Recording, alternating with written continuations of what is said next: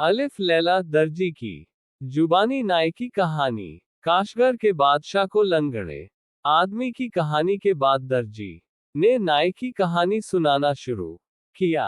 उसने बताया कि सालों पहले खलीफा हारून रशीद के काल में बगदाद के आसपास के जंगलों में 10 डाकुओं का दबदबा हुआ करता था।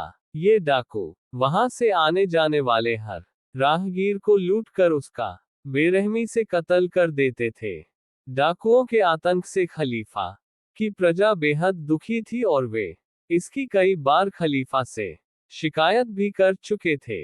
अपनी प्रजा को परेशान देखकर खलीफा ने तुरंत शहर के कोतवाल को दरबार में बुलाया और जल्द से जल्द उन खूंखार डाकुओं को पकड़कर अपने सामने लाने को कहा।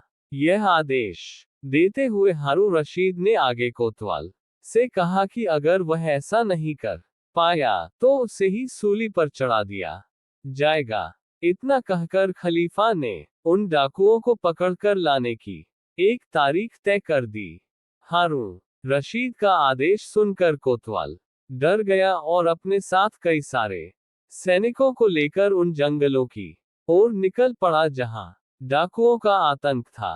दर्जी ने आगे की कहानी सुनाते हुए बताया कि कोतवाल व सैनिकों ने दिन रात एक करके तय समय के अंदर ही सभी डाकुओं को पकड़ लिया।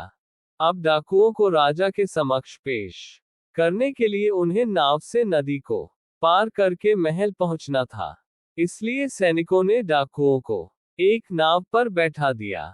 इसी दौरान डाकुओं को आम लोग समझकर उसी नाव पर एक नाई भी नदी पार करने के लिए चढ़ गया।